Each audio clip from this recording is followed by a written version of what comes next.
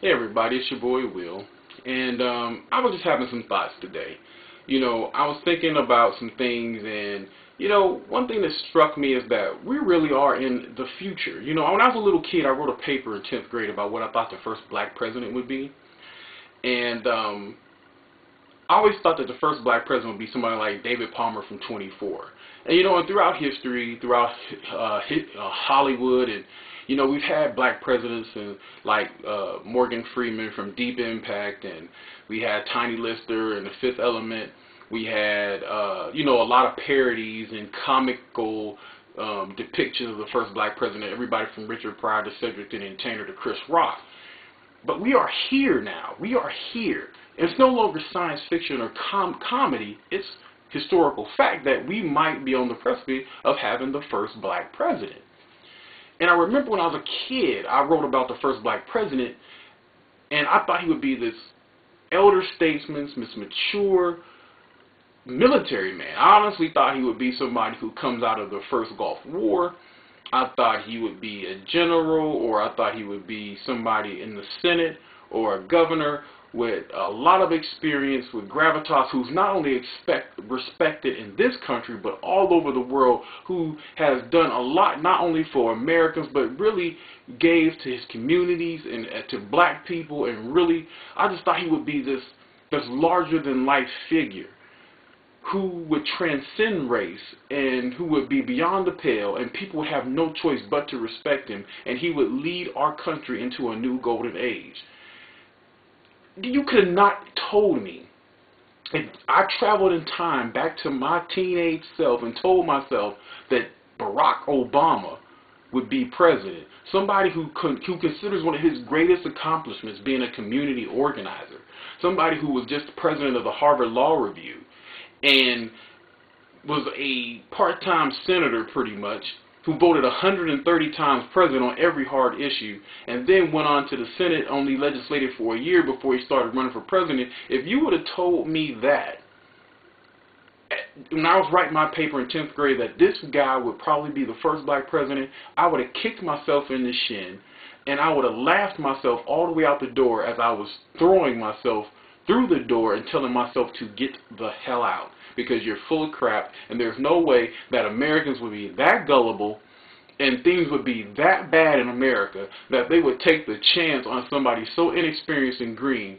and make him the most powerful political figure on the planet. There's no way I thought that would happen. But here we are. I'm shocked. I am so shocked that this guy is going to be the first black president. Now, I know a lot of you black people out there think I'm hating on Obama, and I hate myself, so I'm hating on Obama. It's nothing about that. I always have wanted to see, and hope to live to see, hope my mother lives to see the first black president. But never in my mind that I would think it would be some empty suit who would get to the White House through a very slick and very effective marketing campaign. I thought he would get there on his own merit and not be the puppet of the ultra-left liberals, just like Bush would be, is, and will be seen historically as a puppet of the ultra-right neocons. So I'm troubled by this. I never thought I would see this, but somebody did see it. His name is LeVar Burton. I was going through some books, and I remembered LeVar Burton's aftermath. LeVar Burton, remember Geordie LaForge from Star Trek TNG? And he talked about who the first black president would be, because it's the assassination of the first black president that starts off the fictional Second Civil War in this book.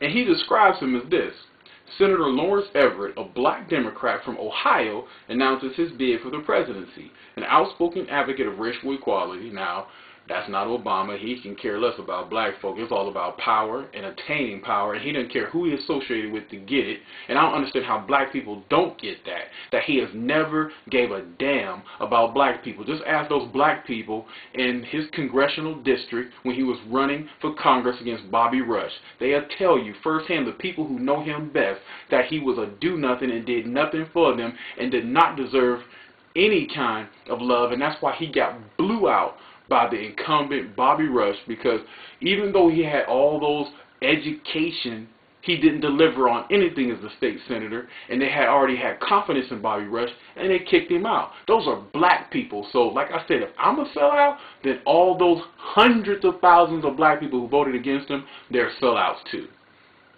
But he goes on to say he vows to increase spending for the homeless and needy, rebuild American inner city areas, and end the stranglehold of big business on government. Although his plans doesn't sit well with those already empowered in Washington, he proves to be a popular choice with the people and soon leads the race. So LeVar Burton got it right as far as being a senator from the Midwest who will be the first black Democratic president.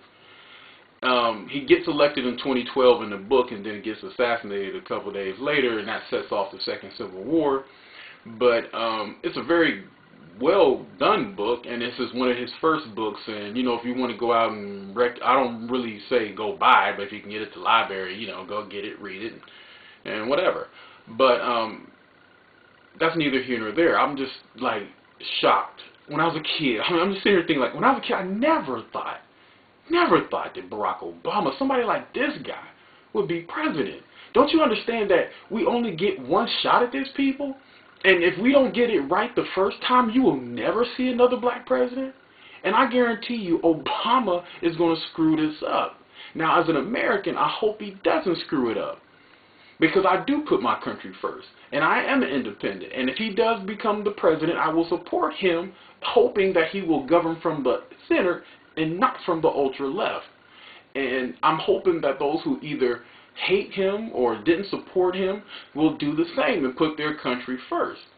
And I'm hoping for the best because I'm an American. There is no other place in this country, in this world, that I would rather be than in this country. We have the richest poor people in this country, if you didn't know. I guarantee you, it's somebody in Mozambique with a fly on their eyeball with their belly poked out, wishing they could live in the projects here and get some of that bread or, live in the hood, because believe you me, all you so-called thugs and gangsters who think you hard, you wouldn't last one day in the Congo. You wouldn't last one day in Mozambique, Zimbabwe. You wouldn't last one day in Liberia.